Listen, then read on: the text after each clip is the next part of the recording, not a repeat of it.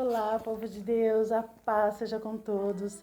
Eu, mais uma vez, aqui, a irmã Carmen, do canal Comentando a Palavra, vou compartilhar uma mensagem com vocês. E hoje, a mensagem que a gente vai estar... O tema da nossa mensagem são as árvores do Jardim do Éden. A árvore da vida e a árvore do conhecimento do bem e do mal. E essa mensagem, ela começa lá no livro de Gênesis, capítulo 2, verso 9, que está escrito assim... E o Senhor Deus fez brotar da terra toda árvore agradável à vista e boa para a comida, e a árvore da vida no meio do jardim, e a árvore do conhecimento do bem e do mal. Então a gente começa aqui vai ser o início da nossa mensagem. E assim, essas duas árvores, elas foram plantadas por Deus no Jardim do Éden, né? E quando Eva estava sendo tentada, ela dizia que ela foi tentada com a seguinte mensagem: se você comer do fruto da árvore, você não morrerá. Você com certeza não morrerá. E Deus, ele disse que ela com certeza morreria se ela comesse a árvore do bem e do mal, quando ele deu a ordem lá para Adão, né? E a gente vai um pouquinho mais adiante, lá no capítulo 3, verso 1 primeiro, né, que diz assim: ora, a serpente era a mais astuta de todos os animais do campo, que o Senhor Deus tinha feito. E essa disse à mulher: é assim que Deus disse, não comereis da árvore do jardim? E disse a mulher à serpente: do fruto da árvore do jardim não comeremos. Mas o fruto da árvore que está no meio do jardim, disse Deus: não comereis dele, nem nele tocareis, para que não morrais. Aí a gente vai lá para o 3, 4, onde a serpente disse: então a serpente disse à mulher: certamente não morrereis. E aqui a gente percebe que a ordem do maligno é que a gente faça algo que Deus ele prova para nós que a gente não deve fazer, que nós não devemos fazer, né? E ela acrescenta, né? Vós sereis semelhante a Deus. E o homem e a mulher, eles já eram semelhantes a Deus, né? Eles, da mesma forma que ele disse para Jesus, né? Te darei todas as coisas do mundo, te darei o mundo inteiro. Só que o mundo inteiro já era Jesus, né?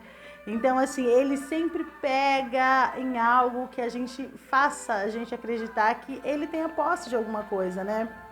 E ele diz para ela: e vocês serão conhecedores do bem e do mal. Fica com essa mensagem, guarda essa mensagem, que tudo vai estar baseado nessa mensagem, né?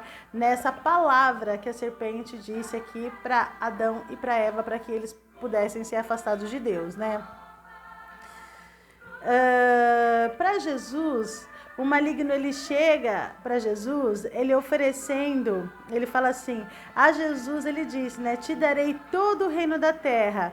Só que todos os reinos da terra já eram de Jesus, né? Jesus, ele era aquele que ele não veio para ele cobiçar o reino, mas sim para que ele trouxesse a humanidade ao arrependimento dos pecados.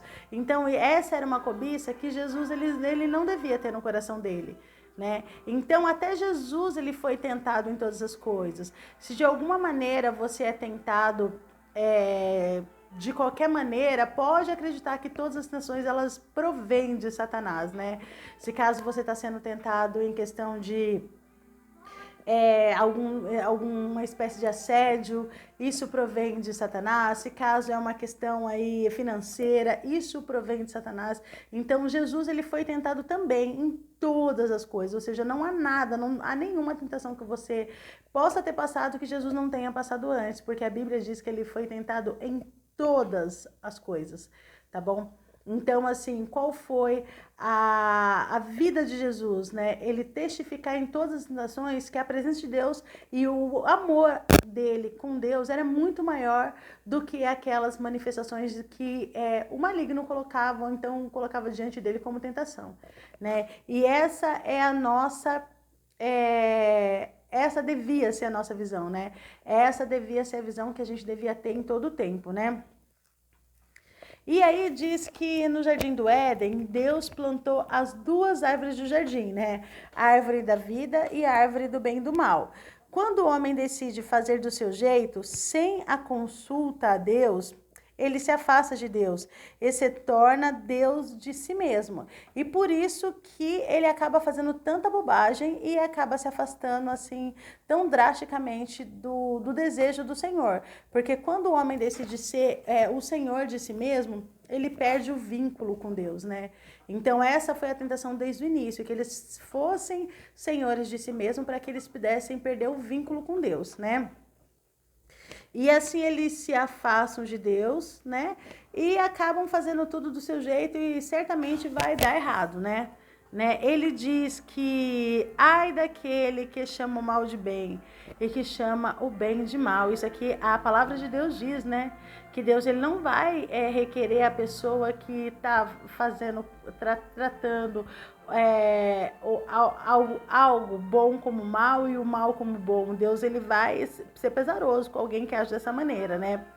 E a Bíblia diz que o caminho do homem é reto aos olhos do próprio homem, né? Mas o Senhor diz que se as obras do homem não tiverem como centro as leis, os mandamentos e o coração de Deus, ela não serve para nada, né? Então a gente precisa ter essa mensagem no nosso coração, né? E as pessoas que pensam que elas controlam a própria vida, mas na verdade nós somos controlados por algo, ou nós somos controlados por Deus, ou nós somos controlados pelos nossos próprios desejos, que simboliza, né, as obras do mal, né? Ou nós somos controlados pelas bênçãos, ou nós somos controlados fatalmente pelas maldições, né? E a árvore estava lá no centro do jardim. Como o nosso coração está no centro das nossas emoções, né? Então, hoje nós também temos uma árvore dentro de nós, né? Com dois caminhos, o bem e o mal. E Deus, ele não tira isso de nós, porque se Deus, ele tirasse o nosso direito de conhecer o bem e o mal, ele seria um Deus que ele não seria verdadeiro, né? Porque ele estaria conduzindo nós a fazer da forma dele. E não, ele deixa com que a gente faça a escolha de estar na presença dele, né? E assim, e é muito fácil ser Deus quando a gente não encontra no caminho nada contraditório, né? A tentação, ela é uma forma de nós mostrar o que a gente prefere, se Deus ou se os nossos próprios desejos e as intenções do nosso próprio coração, né? Todos nós seremos tentados, Jesus foi tentado, e a nossa forma de adorar a Deus é resistir aos desejos da carne, né? Porque essa é a luta do homem, ele conseguir resistir aos desejos que ele próprio coloca como cobiça no próprio olho, né?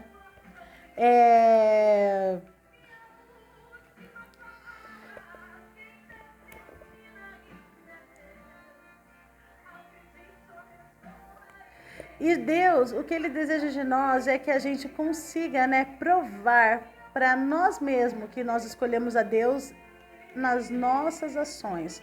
Quando a gente decide fazer as coisas de acordo com o nosso próprio querer, Deus ele não está nisso. Quando a gente decide fazer de acordo com o propósito de Deus, a vontade de Deus, aí é uma forma da gente se render ao mover de Deus, ao mover do Espírito Santo, porque o nosso coração ele é enganoso, os nossos desejos são enganosos e caídos, né? E o coração de Jesus ele não era caído, era um coração que sabia escolher a porta certa, né? Embora ele também tivesse um coração como o nosso, que poderia, né, pender para o mal, mas ele decidiu fazer as coisas e ser fiel até o fim, né?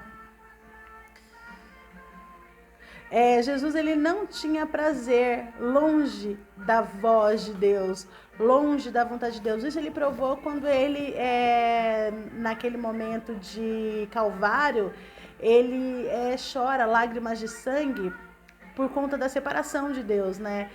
Qualquer coisa seria suportável, menos ele se separar de Deus. Então aquilo causou muita dor para Jesus, né? E assim, esse nosso desejo de fazer o bem e mal, ele está aí oculto em nosso próprio coração, né? A gente vai fazendo as escolhas a cada dia, né? E para que a gente possa ser provado se a gente quer comer todos os dias ou da árvore da vida ou da árvore do bem e do mal, né? Quer ver alguém quebrantado?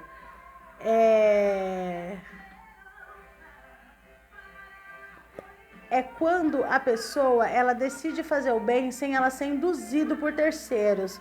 Ou seja, não tem ninguém vendo e ela decide fazer a coisa certa.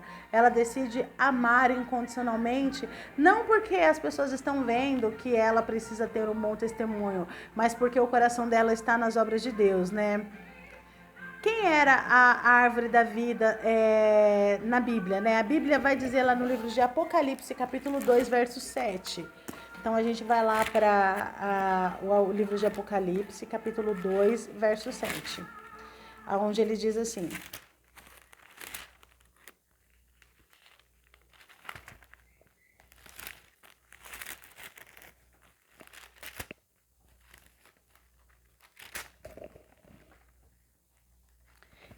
quem tem ouvidos, ouça o que o Espírito diz às igrejas. Ao que vencer, dar-lhe-ei a comer a árvore da vida, que está no meio do jardim, no paraíso de Deus. Então, o paraíso de Deus, ele existe, e a árvore da vida, ela ainda existe. E Deus, ele nos dará de comer o fruto da árvore da vida, né? E quando a gente faz aquela profissão de fé, que é tomar a Santa Ceia na igreja uma vez por mês, diz que a árvore da vida ela vai dar 12 frutos, né? Que a gente vai comer um fruto por mês. É essa mesma profissão da gente estar se alimentando do Espírito Santo, da presença de Jesus, né? É esse pão vivo que desceu do céu para nos alimentar, né? E em Apocalipse capítulo 22, capítulo 2, está escrita a seguinte mensagem: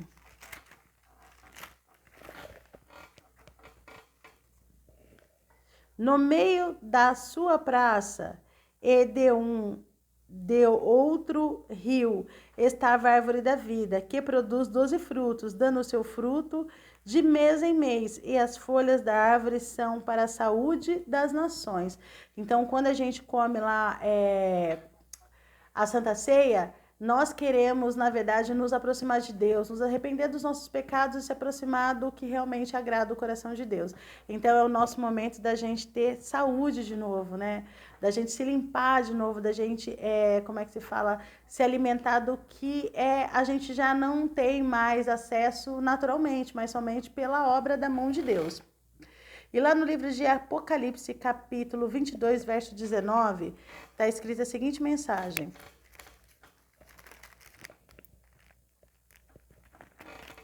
e se alguém tirar quaisquer das palavras do livro desta profecia, Deus tirará a sua parte do livro da vida, e da cidade santa, e das coisas que estão escritas neste livro. Então, veja bem, a gente não tem o poder de a gente mudar o que Deus já colocou como verdade no nosso coração, né? Como verdade absoluta, né? E lá no livro de Apocalipse, capítulo 22, 19... no 22:14, está escrita a seguinte mensagem: bem-aventurado aqueles que guardam os seus mandamentos, para que tenham direito à árvore da vida e que possa entrar na cidade pelas portas. Então aqui ele está falando que somente aqueles que guardarem os mandamentos de Deus, né?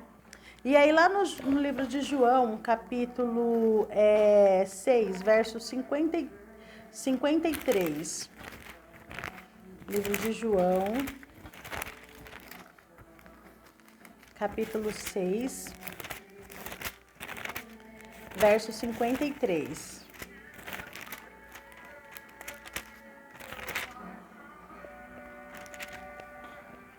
Está escrito a seguinte mensagem. Jesus, pois, lhe disse: na verdade vos digo, se não comeres da carne do Filho do Homem e não beberes do seu sangue, não terei parte com vós mesmos. Então, assim, se a gente não se alimentar, se a gente não comer a Santa Ceia, a gente não tem parte com Deus, tá? Aí a gente pergunta, quem é a árvore da vida, né? Ela estava lá no Jardim do Éden, a árvore da vida estava no Jardim do Éden, né?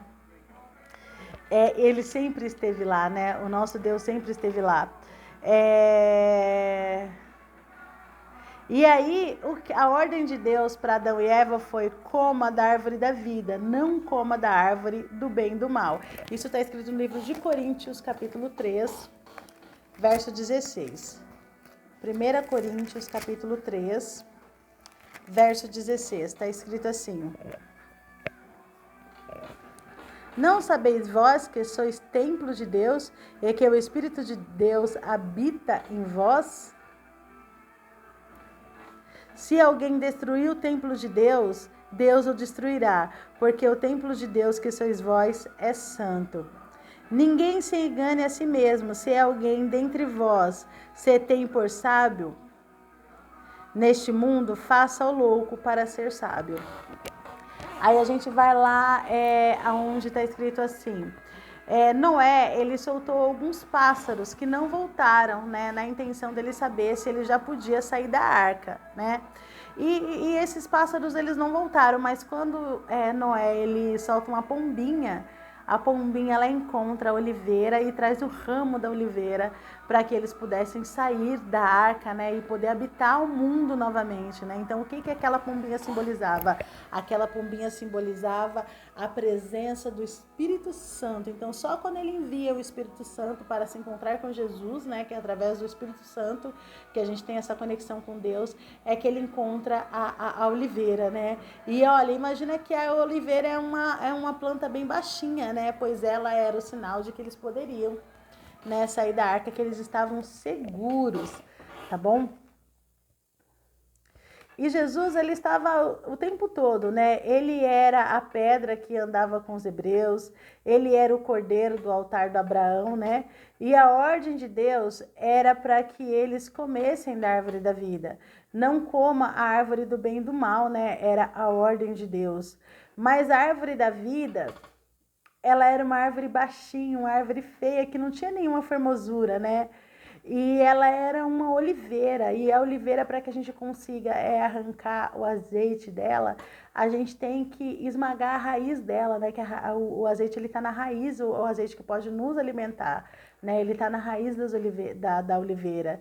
E eles não quiseram comer aquela árvore feia, que não tinha nenhuma formosura, não tem nenhuma aparência. Verifica aí, irmãos, no Google, como é a planta de uma oliveira, que você vai ver que ela é uma planta que ela tem até o aspecto meio de seca, né? Mas eles preferiram comer árvore bonita, formosa, que tinha uma aparência muito interessante, né?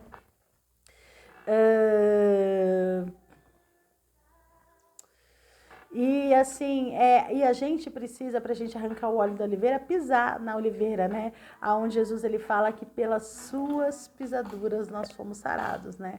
Então é importante que a gente possa, né, passar aí pelas pisaduras de Deus para que a gente possa ser sarado, né?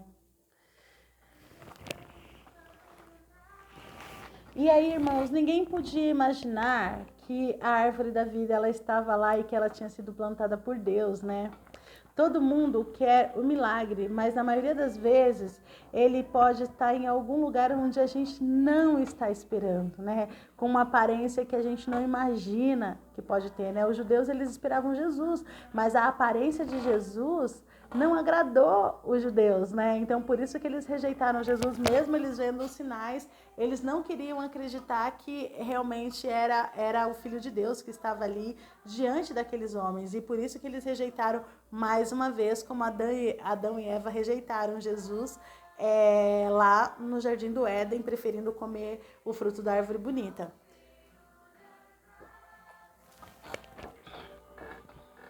Porque os judeus, eles queriam o Messias, mas eles não queriam o Messias com a aparência de Jesus. Eles queriam o Messias com poder, com imponência. E não foi com essa aparência que o Messias apareceu diante deles, né? Ele veio numa embalagem que não dava para ser percebido, não dava para sequer imaginar que ele pudesse ser o Filho de Deus, embora ele tivesse os sinais, tá? E você sabia que na maioria das vezes as nossas bênçãos elas estão numa embalagem que a gente não toparia de forma nenhuma passar por ela, né? A gente não ia, se a gente estivesse diante dela, a gente não ia conseguir, né, identificar que aquilo ali seria uma bênção para a nossa vida. Justamente aquela pessoa que a gente tem repúdio é a pessoa que Deus tem colocado no nosso caminho para ser um testemunho de milagre na nossa vida, né? E somente Deus testa, faz dessa maneira para Ele testar o nosso coração, para Ele saber se no nosso coração ainda tem desejo por carne ou se o nosso coração ele tem os desejos do Espírito, né? Quando Esaú ele vendeu o prato dele de lentilha, ele não vendeu o prato de lentilha. Ele, na verdade, ele vendeu Jesus pela sua necessidade momentânea, né? Ele optou por viver independente de Jesus, sem a presença dele. Então foi esse o símbolo do prato de lentilha, quando ele vende para Jacó a primogenitura dele por um prato de lentilha, né? Então foi exatamente isso que Esaú fez. Quem é a árvore da vida? E o pão vivo que desce do céu? Mas o povo escolheu a carne e Deus falou que ele mandaria, né, uma quantidade de carne que eles até vomitariam, que eles regurgitariam até pelo nariz, porque eles rejeitaram o pão vivo que desceu do céu, né? E Deus ele falou assim: nossa, mas o pão vivo é docinho, é gostoso. E eles falaram para Deus: não, nós queremos carne. E Deus ele falou: eu vou dar carne para vocês, até vocês assim se enfadarem de carne, até vocês vomitarem de tanto comer. A tamanha revolta de Deus, porque é assim que a gente lida quando a gente está diante das coisas de Deus, né? A gente sempre prefere o lado errado. A gente sempre prefere as coisas que são agradáveis aos nossos olhos, né? E a gente rejeita as coisas de Deus. E o povo disse: nós queremos carne, né? Então é sempre pela carne que a gente peca, é sempre pelas obras da carne que faz com que a gente se torne caído. E Deus disse: vocês vão comer carne até sair pelo nariz de vocês, até vocês vomitarem. Isso aqui está escrito na Bíblia, tá? O próprio Deus ele falou dessa forma. Mais uma vez, né, Deus, o povo ele trocou Jesus, né, pelas obras da carne. Imagina só a tristeza de Deus, né, nesse momento. E Jesus ele não impediu com que o povo fizesse o que eles queriam, não, tá? Jesus ele falou: eles quiseram, e Jesus falou: tudo bem, vou te entupir vocês de carne da forma que vocês querem. Deus ele não impede com que as pessoas elas façam o desejo do coração delas, né? Bem pelo contrário, ele fala: tá bom. E ele permite que a pessoa faça, para que ela, né, tenha aquela experiência como uma prova de que o coração dela não estava em Deus, né? E Jesus ele é o primogênito. Ele é a herança. E o pecado ele é muito mais prazeroso, né? Mas nós estamos escolhendo a carne, a gente não está escolhendo viver uma vida santificada diante de Deus, a gente está sempre fazendo a escolha errada, né? Nós rejeitamos o pão vivo de novo que desceu do céu, né? Para que a gente possa manifestar as obras da carne, e a gente tem aceitado de novo, a gente tem rejeitado Jesus de novo, né? É isso que a gente tem feito, né, na nossa vida. Mas quem é a árvore do bem e do mal? Aí a gente vai lá para o livro de Ezequiel, capítulo 31, 18. Lá no livro de Ezequiel, capítulo 31, 18, está escrito o seguinte: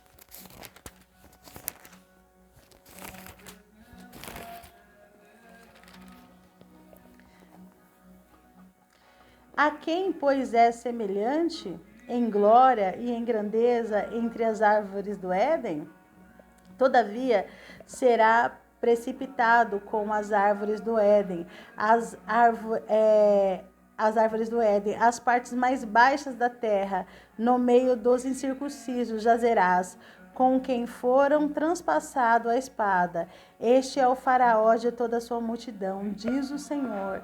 Isso aqui é o Senhor, ele revelando, né, quem era a árvore do bem e do mal.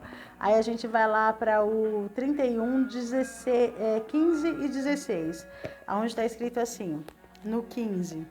Assim diz o Senhor Deus, no dia em que ele desceu ao inferno, fiz eu que houvesse luto, fiz cobrir o abismo por sua causa, e retive as suas correntes, e detiveram as suas muitas águas, e cobri o Líbano de preto por causa dele, e todas as árvores do campo por causa dele desfaleceram.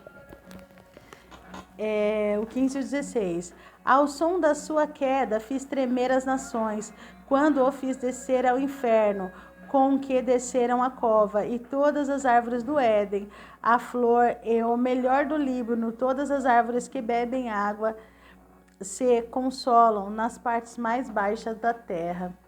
Então aqui não foi só o maligno que ele caiu como árvore, né? Aqui também foram muitas árvores que estavam no jardim também, elas desceram as trevas, né? Provando que essas não eram uma árvore de fato, mas uma simbologia da presença de Satanás, né?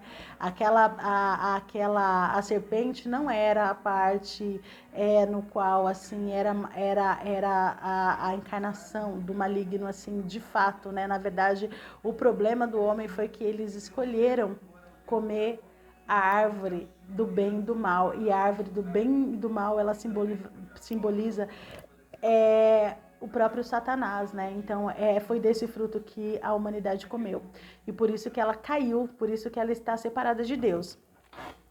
E aí a gente vai fazer um comentário, né?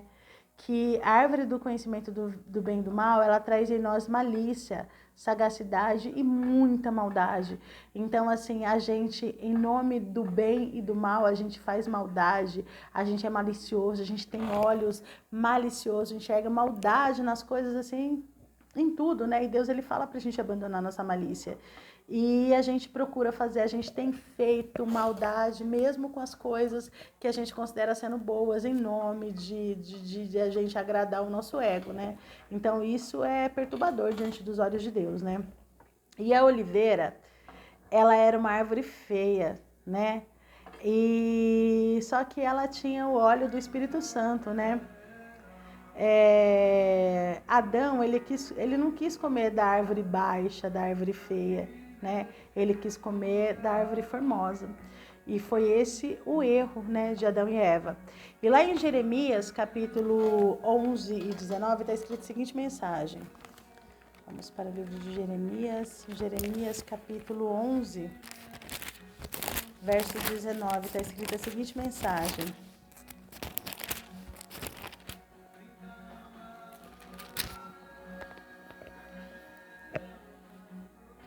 E eu era como um cordeiro, como um boi que levava a matança, porque não sabia que maquinavam propósitos contra mim, dizendo: destruamos a árvore com seu fruto e cortemos-los da terra dos viventes, e não haja mais memória de seu nome. Então, assim, a intenção de Satanás é que o povo, a humanidade, ela não tivesse mais lembrança de Jesus Cristo, né? E aí, por isso que Deus, ele retira a árvore da vida, do Jardim do Éden, recolhe ela, para que lá na frente, Jesus, ele com todo o seu amor, ele possa estar encontrando nós de novo, né? Para que a gente possa ser rendido com Deus através do nosso desejo de se alimentar de Deus, né? Que Deus, ele não quer a gente com o coração dobrado, fazendo as coisas por obrigação. Ele quer que a gente faça naturalmente, que quando assim ninguém tá vendo, quando tá só nós e Deus, a gente venha escolher fazer a vontade de Deus por um desejo assim de agradar o coração de Deus mesmo, por natureza nossa, né? Não porque a gente sabe que se a gente não fizer a vontade de Deus, a gente pode ir para o inferno, ou mesmo que a gente possa colher os frutos maus, mas não por amor mesmo, porque tudo que Jesus fez, ele fez por amor. E aí, na arca, o ambiente ele é seguro, né? Então na igreja o ambiente ele é seguro. Parece que lá tá cheio de animal que grita, animal que é barulhento, animal que a gente não se agrada, que faz cocô, que faz xixi, mas na arca o ambiente ele é seguro, né?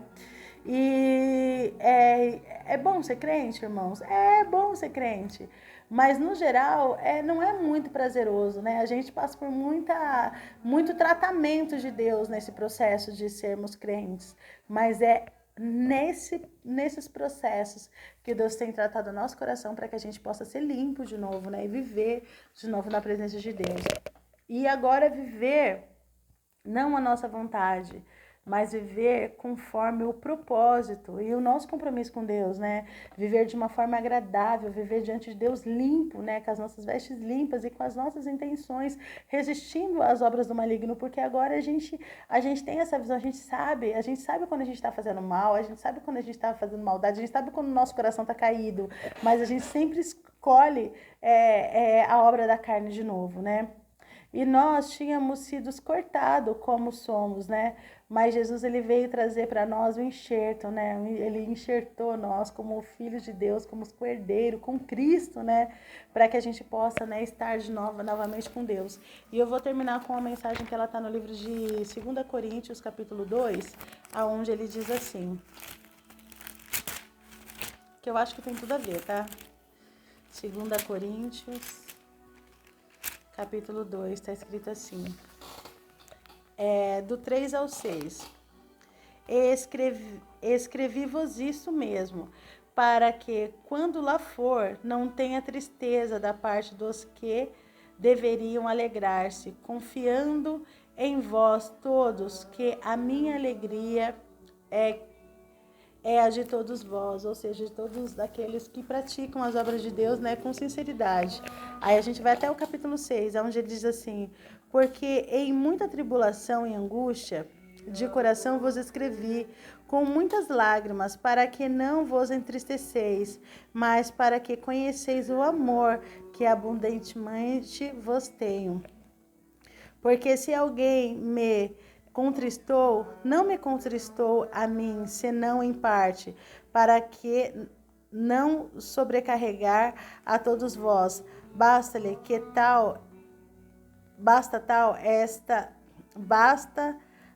ao tal esta repreensão feita por muitos. Então Deus ele está dizendo aqui, né, que nos momentos que nós somos contristados, a gente está sendo tratado por Deus, Deus está reconhecendo o que há no nosso coração, né? E assim, a gente tem vivido para agradar o coração de Deus por amor a Ele, ou só por medo de ir para o inferno, ou só por medo da gente viver nas trevas exteriores. Queridos, a gente pode escolher todos os dias fazer a vontade de Deus, mesmo que a força, mesmo que a gente esteja doutrinando o nosso pensamento para fazer a vontade de Deus, mesmo que eles queiram ir para lá e a gente fala, não, eu vou andar com Deus, vou fazer a vontade de Deus. Isso no exercício diário da gente caminhar para Cristo, né? Mas fiquem com essa mensagem e saiba que a árvore do bem e do mal, ela é o próprio maligno e a árvore da vida era Jesus. Eles estavam lá no Éden e foi Deus que plantou os dois. Ele plantou os dois para que a gente pudesse escolher. Até a próxima. Paz seja com todos.